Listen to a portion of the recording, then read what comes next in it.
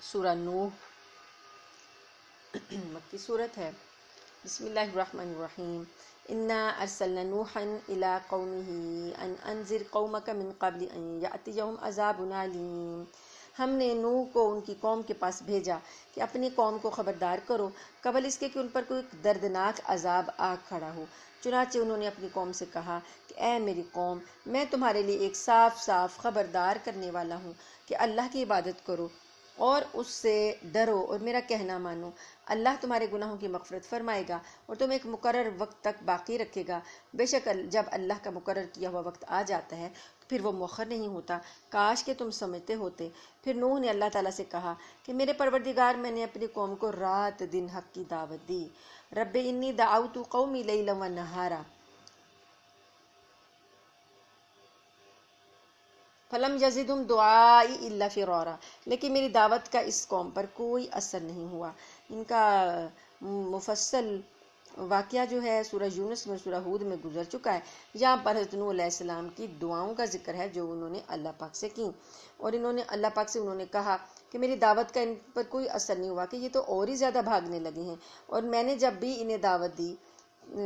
تاکہ آپ ان کی مغفرت فرمائیں تو انہوں نے اپنی انگلیاں اپنے کانوں میں دے لیں، اپنے کپڑے اپنے اوپر لپیٹ لیے، اپنی بات پر اڑے رہے اور تکبر ہی تکبر کا مظاہرہ کرتے رہے۔ پھر میں نے انہیں پکار کر دعوت دی، پھر میں نے ان سے اعلانیہ بھی بات کی اور چپکے چپکے بھی سمجھایا۔ چنانچہ میں نے کہا کہ اپنے پروردگار سے مغفرت مانگو، یقین جانو وہ بہت بخشنے والا ہے۔ وہ تم پر آسمان سے خوب بارشیں برسائے گا اور تمہارے مال اور اولاد میں ترقی دے گا اور تمہارے لیے باغات پیدا کرے گا اور تمہاری خاطر نہریں مہیا کر دے گا۔ تمہیں کیا ہو گیا ہے کہ تم اللہ کی عظمت سے بالکل نہیں ڈرتے،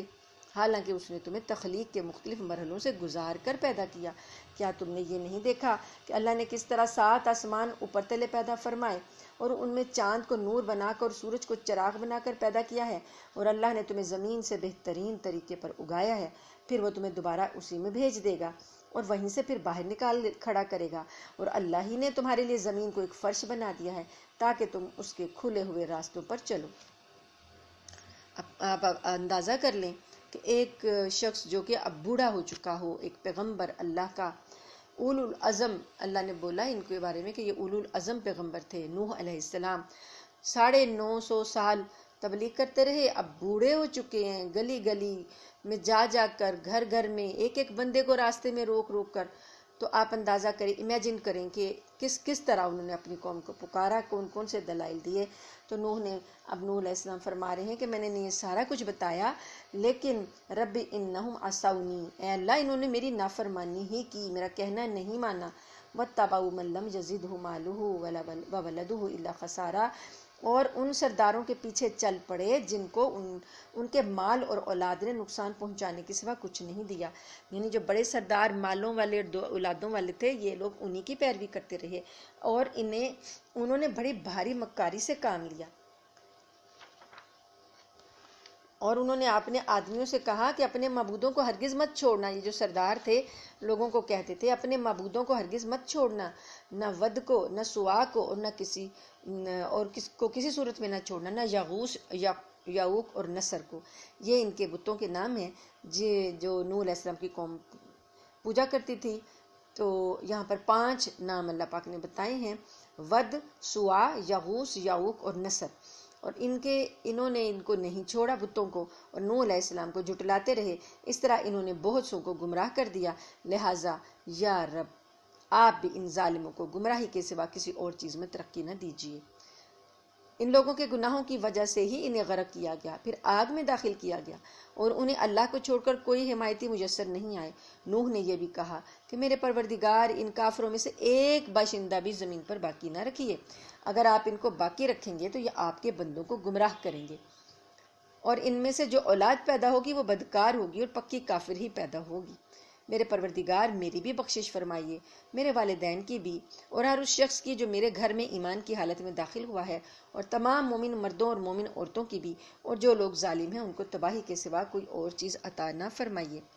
یعنی یہ نبی نوح علیہ السلام نے جو بھی دعائیں مانگی اللہ نے یہاں ذکر کر دی۔ اگلی صورت ہے صورت جن۔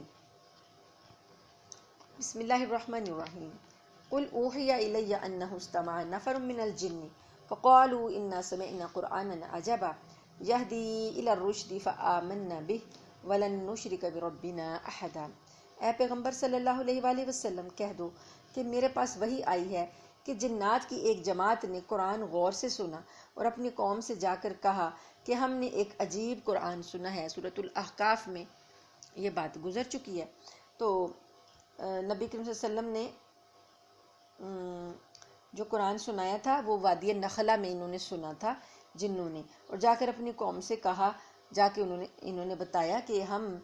وہ قرآن بڑا عجیب ہے اور وہ راہ راست کی طرف رہنمائی کرتا ہے، بڑا عظیم الشان کلام ہے، ہم اس پر ایمان لے آئے ہیں اور اب اپنے پروردگار کے ساتھ ہم کسی کو عبادت میں ہرگز شریک نہیں کریں گے۔ اور یہ کہ ہمارے پروردگار کی بہت اونچی شان ہے، اس نے نہ کوئی بیوی رکھی ہے اور نہ کوئی بیٹا، اور یہ کہ ہم میں سے بے وقوف لوگ اللہ کے بارے میں ایسی باتیں کہتے تھے جو حقیقت سے بہت دور ہیں، یعنی وہ اپنے پرانے جو ان عقیدے تھے ان کے بارے میں انہوں نے کہا۔ اور یہ کہ ہم نے یہ سمجھا تھا کہ انسان اور جنات اللہ کے بارے میں جھوٹی بات نہیں کہیں گے، اور یہ کہ انسانوں میں سے کچھ لوگ جنات کے کچھ لوگوں کی پناہ لیا کرتے تھے، اس لیے ان لوگوں نے جنات کو اور سر پر چڑھا دیا تھا۔ زمانہ جاہلیت میں یہ لوگ جب سفر کرتے تھے تو کسی بھی جنگل میں قیام کرتے تو یہ بات کہتے کہ اس جنگل کے جو جنات ہیں ہم ان کی پناہ میں آنا چاہتے ہیں، تو جنگل کے جنات سے درخواست کرتے تھے کہ وہ ہمیں پناہ میں لے لے اور تکلیف نہ پہنچائے۔ تو یہ عمل جب جنوں کو یہ بات جو تھے وہ غرور میں آ گئے کہ ہم تو کوئی بڑی چیز ہیں کہ انسان ہماری پناہ کے محتاج ہیں، اس طرح ان کی گمراہی میں اور اضافہ ہو گیا۔ تو یہ کہتے ہیں کہ یہ جیسا کہ گمان تم لوگوں کا تھا، انسانوں نے بھی یہی گمان کیا تھا کہ اللہ کسی کو بھی مرنے کے بعد دوسری زندگی نہیں دے گا، اور یہ کہ ہم نے آسمان کو ٹٹولنا چاہا تو ہم نے پایا کہ وہ بڑے سخت پہرے داروں اور شولوں سے بھرا ہوا ہے۔ یعنی اس قرآن پاک کے نازل ہونے سے پہلے تو آسمان ایسا نہیں تھا، ہم تو کوئی نہ کوئی سنگن لے لیتے تھے اور آسمان کے کچھ جگہوں میں جا کر بیٹھ جاتے تھے، لیکن جب سے قرآن نازل ہونا شروع ہوا ہے، بلکہ اس سے پہلے سے ہی نبی کریم صلی اللہ علیہ وسلم کی پیدائش کے ساتھ سے ہی اللہ پاک نے آسمان دنیا پر چوکیاں بٹھا دیں، پہرے بٹھا دی کہ کوئی بھی شیطان جو تھا اوپر نہیں جا سکتا تھا، کوئی سنگن نہیں لے سکتا تھا۔ تو اب یہ خود ہی کہہ رہے ہیں جن کہ اب ایسا ہے کہ جو کچھ کوئی سننا چاہتا ہے وہ دیکھتا ہے کہ ایک شعلہ اس کی گھات میں لگا ہوا، کہ اوپر سے ایک شعلہ اس کو مار دیا جاتا ہے، اور یہ کہ ہمیں پتہ نہیں تھا کہ آیا زمین والوں سے کوئی برا معاملہ کرنے کا ارادہ کیا گیا ہے یا کہ ان کے پروردگار نے ان کو راہ راست دکھانے کا ارادہ فرمایا ہے۔ یعنی جو جنات کو روکا جا رہا ہے اوپر سے، تو ہم نہیں سمجھ پا رہے تھے کہ یہ کیوں ہو رہا ہے، کیا کوئی برائی زمین والوں پر نازل ہونے والی ہے یا کہ کوئی اچھائی اور ہدایت کا فیصلہ کر لیا گیا ہے، اور یہ کہ ہم میں سے کچھ نیک ہیں اور کچھ ایسے نہیں ہیں، اور ہم مختلف طریقوں پر چلے آ رہے ہیں، اور یہ کہ ہم یہ سمجھ چکے ہیں کہ نہ ہم زمین میں اللہ کو عاجز کر سکتے ہیں اور نہ کہیں بھاگ کر اسے بے بس کر سکتے ہیں۔ یہ ساری باتیں جن جو ہیں یہ اپنی قوم کو جا کر بتا رہے ہیں جو ایمان لے آئے تھے، اور یہ کہ جب ہم نے ہدایت کی بات سن لی تو ہم اس پر ایمان لے آئے۔ چنانچہ جو کوئی اپنے پروردگار پر ایمان لے آئے تو اس کو نہ کسی گھاٹے کا اندیشہ ہوگا نہ کسی زیادتی کا، اور یہ کہ ہم میں سے کچھ تو مسلمان ہو گئے ہیں اور ہم میں سے اب بھی کچھ ظالم ہیں۔ چنانچہ جو اسلام لا چکے ہیں انہوں نے ہدایت کا راستہ ڈھونڈ لیا ہے، اور رہے جو ظالم ہیں تو وہ جہنم کا ایندھن ہیں۔ اور اے پیغمبر صلی اللہ علیہ وآلہ وسلم، اہل مکہ سے کہو کہ مجھ پر یہ وحی بھی آئی ہے کہ اگر یہ لوگ راستے پر آ کر سیدھے ہو جائیں تو ہم انہیں وافر مقدار میں پانی سے سیراب کر دیں گے۔ یعنی کافر لوگ اگر آج بھی ایمان لے آئیں تو ہم ان کو وافر مقدار میں پانی سے سیراب کریں گے تاکہ اس کے ذریعے ان کو آزمائیں، اور جو کوئی اپنے پروردگار کی یاد سے منہ موڑے گا اللہ تعالیٰ اسے چڑھتے ہوئے عذاب میں پرو دے گا۔ اور یہ کہ سجدے تو تمام تر اللہ ہی کا حق ہیں، اس لیے اللہ کے ساتھ کسی اور کی عبادت مت کرو۔ اور یہ کہ جب اللہ کا بندہ اس کی عبادت کرنے کے لیے کھڑا ہوا تو ایسا معلوم ہوا جیسے یہ لوگ اس پر ٹوٹے پڑ رہے ہیں۔ اللہ کے بندے سے مراد نبی کریم صلی اللہ علیہ وسلم ہیں، اور ٹوٹے پڑنے کا مطلب ایک تو یہ ہے کہ کافر لوگ آپ کے ارد گرد جمع ہو کر ایسا انداز اختیار کرتے تھے کہ جیسے وہ آپ پر حملہ ہی کر دیں گے، اور بعض مفسرین نے اس کا مطلب یہ بیان کیا ہے کہ جب آپ عبادت کے دوران قرآن کریم کی تلاوت فرماتے تو قرآن سننے کے لیے آپ کے ارد گرد جنات کے ٹھٹ لگ جاتے، یعنی جنات ایسے اوپر تلے ہو کر جمع ہو جاتے قرآن سننے کے لیے۔ تو اللہ پاک فرماتے ہیں کہ کہہ دو کہ میں تو صرف اپنے پروردگار کی عبادت کرتا ہوں اور اس کے ساتھ کوئی شریک نہیں مانتا۔ کہہ دو کہ نہ تمہارا کوئی نقصان میرے اختیار میں ہے اور نہ کوئی بھلائی۔ کہہ دو کہ مجھے اللہ سے نہ کوئی بچا سکتا ہے اور نہ میں اسے چھوڑ کر کوئی پناہ کی جگہ پا سکتا ہوں۔ البتہ جس چیز پر مجھے اختیار دیا گیا ہے وہ اللہ کی طرف سے بات پہنچا دینا اور اس کے پیغامات ہیں۔ جو کوئی اللہ اور اس کے رسول کی نافرمانی کرے گا اس کے لیے جہنم کی آگ ہے جس میں ایسے لوگ ہمیشہ ہمیشہ رہیں گے، اور یہ لوگ نافرمانی کرتے رہیں گے یہاں تک کہ جب انہیں وہ چیز نظر آ جائے گی جس سے انہیں ڈرایا جا رہا ہے، تو اس وقت انہیں پتہ چل جائے گا کہ کس کے مددگار کمزور ہیں اور کون تعداد میں کم ہے۔ کہہ دو کہ مجھے معلوم نہیں ہے کہ جس چیز سے تمہیں ڈرایا جا رہا ہے وہ نزدیک ہے یا کہ میرا پروردگار اس کے لیے کوئی لمبی مدت مقرر فرماتا ہے۔ وہی سارے بھید جاننے والا ہے، چنانچہ وہ اپنے بھید پر کسی کو مطلع نہیں کرتا سوائے کسی پیغمبر کے جسے اس نے اس کام کے لیے پسند فرما لیا ہو۔ ایسی صورت میں وہ اس پیغمبر کے آگے اور پیچھے کچھ محافظ لگا دیتا ہے تاکہ اللہ جان لے کہ انہوں نے اپنے پروردگار کے پیغامات پہنچا دیے ہیں اور وہ ان کے سارے حالات کا احاطہ کیے ہوئے ہے اور اس نے ہر چیز کی پوری طرح گنتی کر رکھی ہے۔ سورہ مزمل، بسم اللہ الرحمن الرحیم۔ یا ایھا المزمل قم اللیل الا قلیلا نصفہ او انقص منہ قلیلا او زد علیہ ورتل القرآن ترتیلا انا سنلقی علیک قولا ثقیلا۔ اے چادر میں لپٹنے والے، رات کا تھوڑا حصہ چھوڑ کر باقی رات میں عبادت کے لیے کھڑے ہو جایا کرو۔ رات کا آدھا حصہ یا آدھے سے بھی کچھ کم کر لو یا اسے کچھ زیادہ کر لو، اور قرآن کی تلاوت اطمینان سے صاف صاف کیا کرو۔ ہم تم پر ایک بھاری کلام نازل کرنے والے ہیں۔ یہ پیار بھرا خطاب ہے نبی کریم صلی اللہ علیہ وسلم سے۔ اللہ پاک نے آپ کو مزمل کہہ کر مخاطب کیا۔ جب آپ پر پہلی بار غار حرا میں جبرائیل علیہ السلام وحی لے کر آئے تھے تو آپ پر نبوت کی ذمہ داری کا بوجھ اتنا زیادہ تھا کہ آپ کانپنے لگے، اس بوجھ سے آپ گھبرا گئے، اور جب آپ اسی طرح کانپتے ہوئے اپنی اہلیہ حضرت خدیجہ رضی اللہ عنہا کے پاس تشریف لے گئے تو یہی فرما رہے تھے کہ زملونی زملونی، مجھے چادر اڑا دو، مجھے چادر اڑا دو۔ تو اس واقعے کی طرف اللہ پاک نے اشارہ کرتے ہوئے یہاں بڑے محبوبانہ انداز میں آپ کو اے چادر میں لپٹنے والے کہہ کر خطاب کیا ہے، اور آپ صلی اللہ علیہ وسلم کو تہجد کی نماز کا حکم دیا گیا ہے۔ تو اکثر مفسرین کہتے ہیں کہ شروع میں تہجد کی نماز نبی کریم صلی اللہ علیہ وسلم پر بھی اور صحابہ پر بھی فرض کر دی گئی تھی، اور اس کی مقدار کم سے کم 1/3 رات مقرر فرمائی گئی تھی کہ رات کے 3 حصے کیے جائیں تو ایک جو تیسرا حصہ ہے وہ۔ بعد میں پھر یہ کافی سال یہ فرضیت جاری رہی، تو بعد میں پھر اللہ پاک نے آسانیاں کر دیں اور صرف نبی کریم صلی اللہ علیہ وسلم کے لیے فرض رہی، صحابہ پر بھی فرض نہیں تھی، اور اللہ نے کہا کہ چاہے کچھ تہائی حصے سے کم بھی کر دو، یعنی اپنی سہولت کے مطابق۔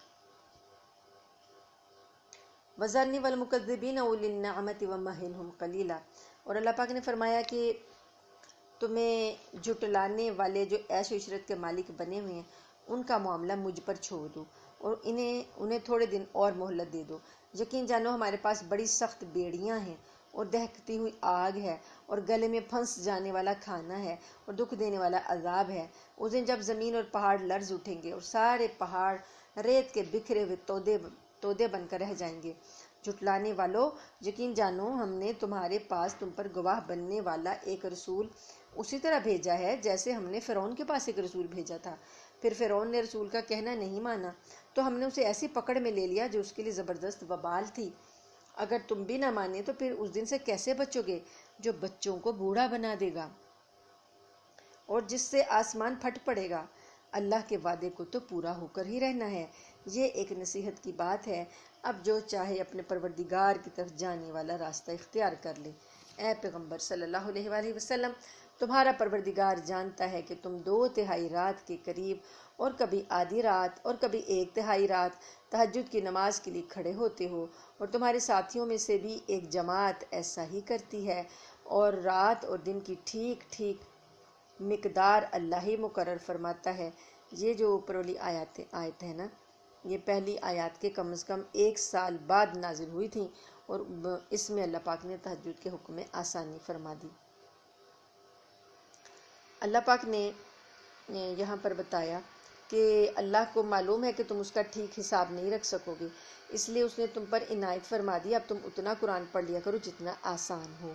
اللہ کو علم ہے کہ تم میں سے کچھ لوگ بیمار ہوں گے اور کچھ دوسرے ایسے ہوں گے جو اللہ کا فضل تلاش کرنے کے لیے زمین میں سفر کر رہے ہوں گے، اور کچھ ایسے ہوں گے جو اللہ کے راستے میں جنگ کر رہے ہوں گے، لہٰذا تم اس قرآن میں سے اتنا ہی پڑھ لیا کرو جتنا کہ تمہیں آسانی ہو، اور نماز قائم کرو اور زکوٰۃ ادا کرو، اور اللہ کو قرض دو، اچھا والا قرض، قرض حسنہ،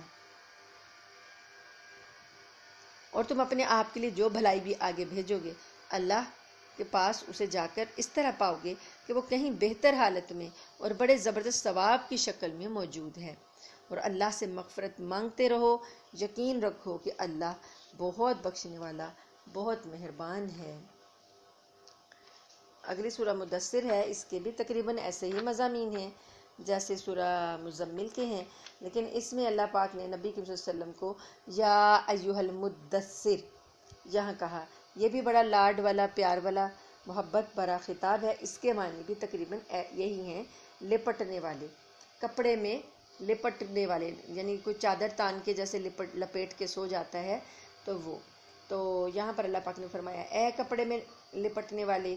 اٹھو اور لوگوں کو خبردار کرو، اور اپنے پروردگار کی تکبیر کہو، اور اپنے کپڑوں کو پاک رکھو، اور گندگی سے کنارہ کر لو، یعنی کفر کی گندگی، اور کوئی احسان اس نیت سے نہ کرو کہ زیادہ وصول کر سکو۔ کسی کو احسان کرو، اس کے بعد اس سے زیادہ کام کروا لو، یا زیادہ آپ کو ہو کہ اب میں نے اس کو دیا تو یہ مجھے اس سے زیادہ اچھا تحفہ دے گا، ایسا نہیں۔ اور اپنے پروردگار کی خاطر صبر سے کام لو، پھر جب سور میں پھونک مار دی جائے گی تو وہ بڑا مشکل دن ہوگا، کافروں کے لیے وہ آسان نہیں ہوگا۔ اس شخص کا معاملہ مجھ پر چھوڑ دو جسے میں نے اکیلا پیدا کیا، اور اس کو مال دیا جو دور تک پھیلا پڑا ہے، اور بیٹے دیے جو سامنے موجود رہتے ہیں۔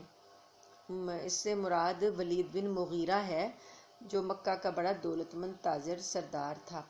اور اس کی دولت مکہ مکرمہ سے لے کر طائف تک پھیلی ہوئی تھی۔ تو اس کے بارے میں اللہ پاک فرما رہے ہیں کہ اس کا معاملہ مجھ پر چھوڑ دو۔ یہ ولید بن مغیرہ جو ہے حضرت خالد بن ولید کا باپ ہے، اور بڑا یہ پکا کافر تھا۔ اس کو اللہ نے فرمایا کہ بیٹے دیے ہیں جو سامنے موجود رہتے ہیں، اور اس کے لیے ہر کام کے راستے ہموار کر دیے، پھر بھی یہ لالچ کرتا ہے کہ میں اسے اور زیادہ دوں۔ حضرت ابوبکر صدیق کبھی کبھی اس کے پاس جایا کرتے تھے، تو ایک مرتبہ وہ قرآن کریم سن کر یہ اعتراف کر چکا تھا کہ یہ بڑا ہی بے نظیر کلام ہے، یہ کسی انسان کا نہیں ہو سکتا۔ تو ابو جہل کو یہ خوف ہو گیا کہ کہیں یہ بھی مسلمان نہ ہو جائے کہ یہ قرآن کو مان چکا ہے، اس کی تعریف کر رہا ہے۔ چنانچہ اس نے ولید بن مغیرہ کے پاس جا کر اسے غیرت دلائی اور کہا کہ لوگ تمہارے بارے میں یہ باتیں کر رہے ہیں کہ تم مسلمانوں کے پاس دولت حاصل کرنے جاتے ہو۔ ولید کو اس بات پر غیرت آ گئی، اس نے کہا کہ آئندہ میں کبھی ابو بکر وغیرہ کے پاس نہیں جاؤں گا۔ ابو جہل نے کہا کہ جب تک تم قرآن کے خلاف کوئی بات نہیں کہو گے نا تو لوگ مطمئن نہیں ہوں گے۔ تم نے قرآن کی تعریف کی تھی، اب اس کے خلاف کوئی بات کرو۔ ولید نے کہا کہ میں اس سے نہ شعر کہہ سکتا ہوں، نہ کاہنوں کا کلام کہہ سکتا ہوں، نہ محمد صلی اللہ علیہ وسلم کو مجنون کہہ سکتا ہوں، کیونکہ یہ باتیں چلنے والی نہیں ہیں، سب لوگوں کو پتہ ہے کہ یہ بات ایسی ہے نہیں۔ پھر کچھ سوچنے کے بعد کہنے لگا کہ ہاں البتہ میں اسے سحر، جادو کہہ سکتا ہوں کہ جو کلام پیش کر رہا ہے یہ کوئی سحر کا کلام ہے، کیونکہ جس طرح جادوگر جو ہوتا ہے وہ جادو کے ذریعے میاں بیوی کو جدا کر دیتا ہے، اس طرح یہ کلام سن کر بھی جو مسلمان ہو جاتا ہے وہ اپنے کافر ماں باپ سے الگ ہو جاتا ہے۔ تو بعض روایات میں ہے کہ ولید نے یہ بات اس موقع پر کہی تھی جب قریش کے لوگوں نے حج سے کچھ پہلے یہ مشورہ کیا کہ حج میں سارے عرب لوگ آئیں گے تو ہم محمد صلی اللہ علیہ وسلم کے بارے میں اور محمد صلی اللہ علیہ وسلم کے بارے میں سوالات کریں گے تو ہمیں یہ طے کر لینا چاہیے کہ ان سے ہم نے کیا کہنا ہے۔ تو ولید نے کہا کہ انہیں مجنون بھی نہیں کہا جا سکتا، انہیں شاعر اور کاہن اور جھوٹا بھی نہیں کہا جا سکتا۔ تو لوگوں نے پوچھا کہ بتاؤ پھر ہم کیا کہیں؟ تو اس نے سوچ کر یہ جواب دیا کہ انہیں جادوگر کہا جائے تو کچھ بات بن سکتی ہے۔ اللہ نے فرمایا کلا، ہرگز نہیں، یہ شخص ہماری آیتوں کا دشمن بن گیا ہے، ان قریب میں اسے ایک کٹھن چڑھائی پر چڑھاؤں گا۔ اس کا حال تو یہ ہے کہ اس نے سوچ کر ایک بات بنائی ہے۔ خدا کی مار ہو اس پر، کیسی بات بنائی؟ دوبارہ خدا کی مار ہو اس پر، کیسی بات بنائی؟ پھر اس نے نظر دوڑائی، پھر تیوری چڑھائی اور منہ بنایا، پھر پیچھے کو مڑا اور غرور دکھایا، پھر کہنے لگا کچھ نہیں، یہ تو ایک روایتی جادو ہے، کچھ نہیں، یہ تو ایک انسان کا کلام ہے۔ ان قریب میں اس شخص کو دوزخ میں جھونک دوں گا، اور تمہیں کیا پتا کہ دوزخ کیا چیز ہے؟ وہ نہ کسی کو باقی رکھے گی اور نہ چھوڑے گی، وہ کھالوں کو جھلس دینے والی چیز ہے، اس پر 19 کارندے مقرر ہیں۔ جنت کے اوپر اللہ نے داروغے جو مقرر کیے ہیں 19 ان کی تعداد بتائی ہے، اور ہم نے دوزخ کی یہ کارندے کوئی اور نہیں فرشتے مقرر کیے ہیں، اور ان کی جو تعداد مقرر کی ہے وہ صرف اس لیے کہ اس کے ذریعے کافروں کی آزمائش ہو، تاکہ اہل کتاب کو یقین آ جائے، اور جو لوگ ایمان لا چکے ہیں ان کے ایمان میں اور اضافہ ہو، اور اہل کتاب اور جو مومن لوگ کسی شک میں نہ پڑے، تاکہ وہ لوگ جن کے دلوں میں روگ ہے اور جو لوگ کافر ہیں وہ یہ کہیں کہ بھلا اس عجیب سی بات سے اللہ کی کیا مراد ہے۔ اسی طرح اللہ جس کو چاہتا ہے گمراہ کر دیتا ہے اور جس کو چاہتا ہے ہدایت دیتا ہے۔